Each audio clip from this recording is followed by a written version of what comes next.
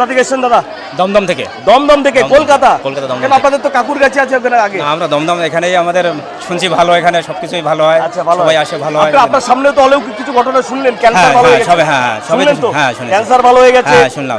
আচ্ছা, আজকে বাতকুল্লা মামনসা মন্দির থেকে সরাসরি আপনাদেরকে দেখাচ্ছি। আজকে শনিবার হাজার হাজার ভক্তের ঢল নেমেছে বাতকুল্লা মামনসা মন্দির। একটু আগে সমীর বাবু এখানে এসেছিল, আপনারা দেখলেন।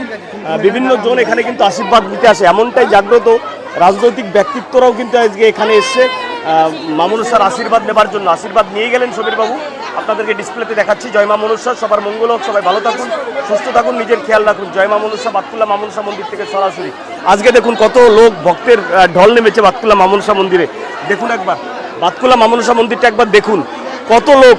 অনেকে হিংসা করছে, আপনারা জানেন, সেগুলো অনেকে বলছে বন্ধ হয়ে গেছে, অমুক হয়ে গেছে, তমুক হয়ে গেছে, কিছু হয়নি। মামনসা মন্দির কিন্তু একদম গর্বের সঙ্গে বুক ফুলিয়ে দাঁড়িয়ে আছে কিন্তু মামনসা জাগ্রত দেবী, ঠিক আছে না? কোথা থেকে এসেছেন দাদা?